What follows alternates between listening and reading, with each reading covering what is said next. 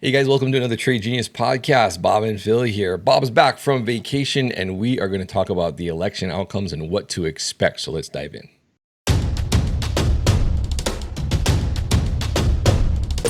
Trade Genius.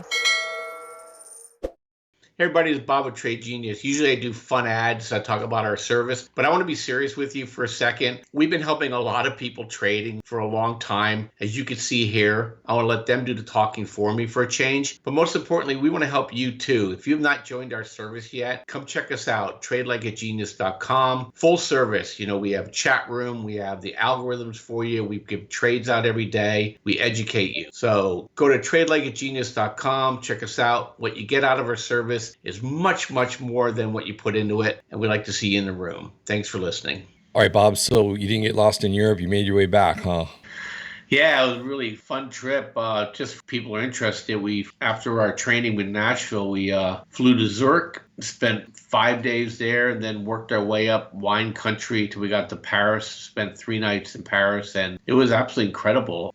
Amazing crowds for off-season. And as a Dutch guy in line with us told us, he said, when we were younger, it was only a summer season, because now we're all retired and there's no season. People are just traveling all the time now. So, nice. But the weather was perfect. I'm glad I'm back. I've gone 18 days. It was just a little too much. Glad to be back home and try to stay up with the markets. But I wanted to do first, Phil, if you don't mind, is I want to show people a couple charts of what our system's doing. And I threw these on since I'm jet lagged. First thing this morning at like 2 a.m. my time, I was looking at the XOM chart here. And I want to show people something really, really interesting. If you notice down in the bottom pane, Phil, we have a reversal warning indicator. And for people that don't know our system, is that bottom histogram is basically a weighted average of our 4 best indicators and algorithms combined, and is giving a weighting of whether or not we should be avoiding the stock, entering the stock, or if in the stock, going ahead and closing the trade out. But we added a little bit of icing on top of this, and we created a warning where indicators are in violent agreement, overbought or oversold. And when they start coming off of that, we usually see reversals. So we coded that. And ExxonMobil is one, obviously, I'm deeply involved in because I own it, but I don't sell and buy it personally, but I put it out for the trades, Phil, and I do call selling based on what do I think ExxonMobil's coming up or down. And look at this thing. This is like perfection. And, we got the overbought reading last maybe 10 days ago, like trying to look back how far that was.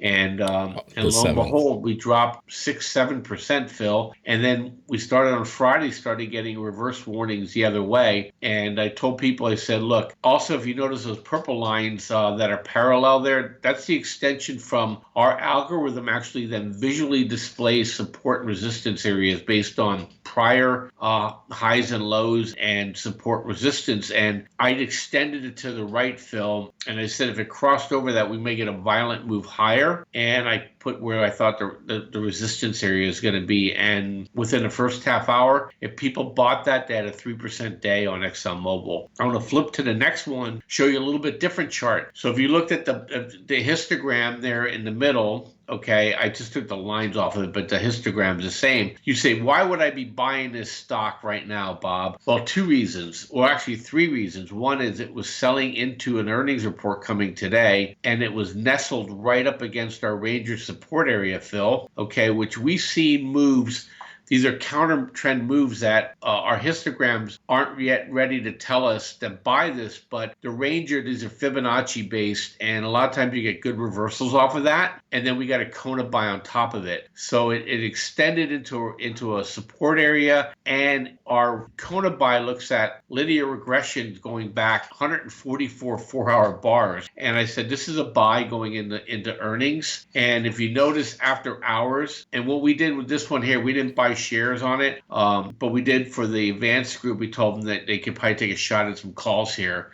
And if this doesn't fade overnight, Phil, we're looking at a double, maybe 2.5x on the option trade, 150% move. And we put this trade on at 10 a.m. So not bad. I think this thing was trading at $4. It'll probably come out at 7 tomorrow, and I think there'll be a nice win.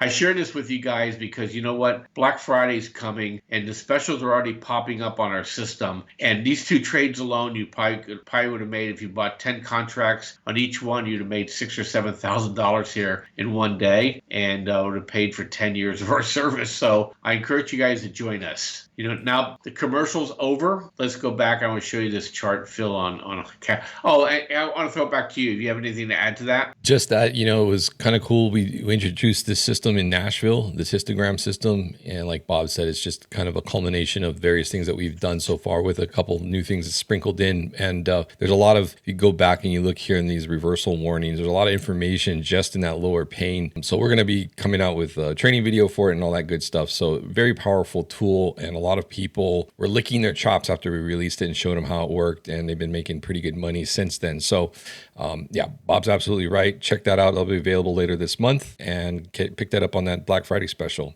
So the other thing, switching gears now, is the election window here. So if we switch over to this, right, you have, I guess we're going to talk about what happens if either side wins, right? Yeah, so there's 4 scenarios, right? Harris wins, but Republicans maintain the legislative advantage. Kamala wins, it's a sweep. Trump wins, it's a sweep. Trump wins, but he's facing Democrats in Congress. So the most likely scenario right now going into this is that there's probably going to be a Trump sweep, but he's not going to have a veto, he's not going to have a filibuster-proof Senate. So that's what it looks like right now. And, over here, I stole this slide from social media. I just wanted to have a slide for us to talk through. But I wanted to give my opinion on this, and I wanted to get yours too, Phil, is that I'm going to go with the likely scenario. People can argue with me or not, but a Trump win and a Republican-leaning legislative branch is going to probably be very bullish for Bitcoin. It's going to be bearish and bullish for oil. Let me explain. It'll be bearish for the price of oil, but it's going to be bullish for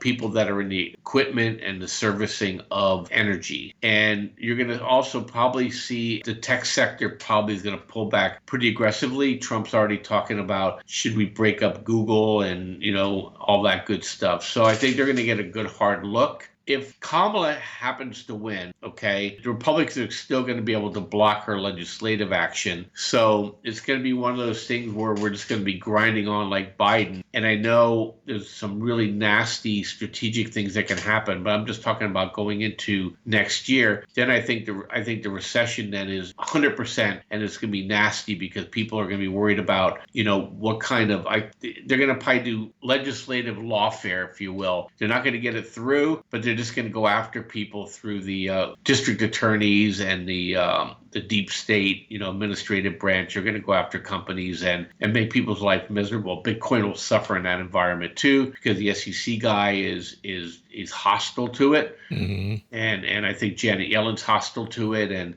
she's likely to stay on for a while, because if Harris wins, she's just, she's absolutely clueless. So I thought I'd throw that at you. I want to get people's opinion on this. Don't send us stuff whether who's going to win or who loses. What I'm really interested in is what you think you should do about it. Because one of the things that I've learned in life is that you can't control what's coming at you, but you can react to what's coming at you. And I think you have to have an open mind. I think, I'm leaning Trump win, Republican House, Republican Senate, but there's a filibuster there. That's what I think is going to happen. But I think worst case scenario for that thinking is Harris wins, but Republicans maintain the House and they pick up the Senate. So that's my view going into it, and that's what I think is going to happen. And I think, Phil, you have some thoughts on this too, because you're looking at it also from cycle standpoint, and also we have some history here, regardless of who wins the election, what happens over the next 3 to 4 months. Right. So I think for the most part, I agree with the good for, bad for columns. In terms of Bitcoin, short term,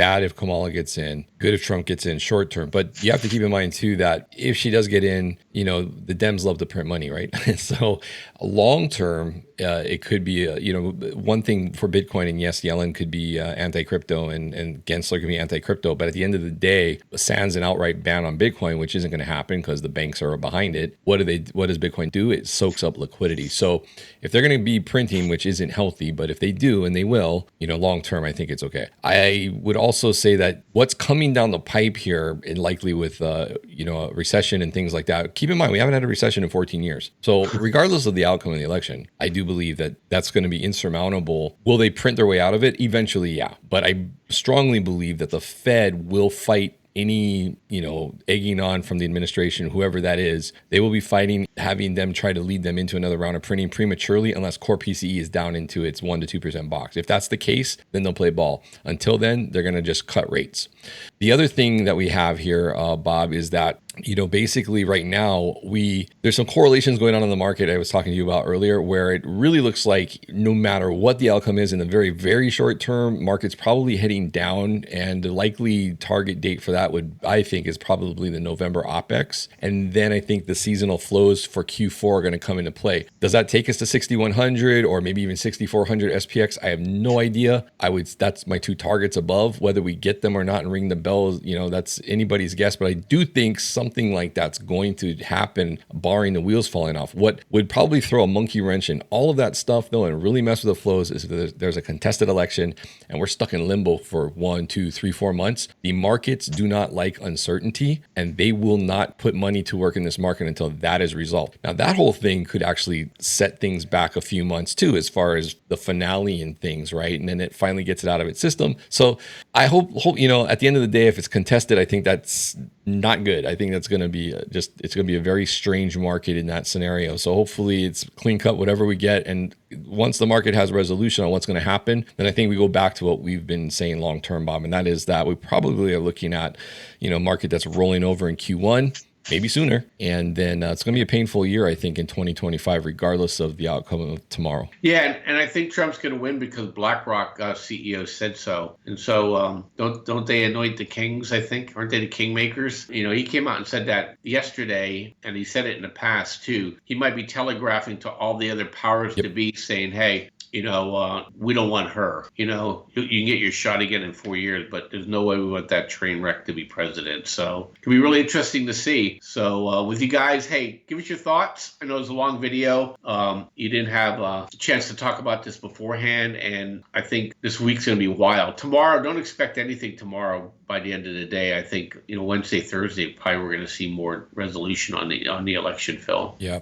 Typically, even though you think election day and everyone's going to kind of run for the hills and hunker down, a lot of times the markets are actually in the day green. They kind of climb the wall of worry during the day. So don't be surprised if we have a moderately green day tomorrow. But then batten down the hatches, because I think as the election results come in, the overnight futures market and the European markets that are open across the way, and even the Asian markets will swing wildly. You should see a lot of swings in Forex. So if you're trading that, you might want to size down on that stuff. But it'll be a very volatile next 24 hours, I'm sure. Yeah, they raised margins already. So Look, guys, you don't have to trade, don't trade. We're going to be careful. So there's going to be plenty of time to make money after the results are out. So, plenty of time and plenty of money to be made here in the next 2-3 months. All right, guys, well, let us know your thoughts on the video. And as always, we appreciate your likes and subscribes. And be sure to check out our stuff. Our Black Friday specials are getting going, so don't miss them this month. We'll see you guys on the next video. Take care.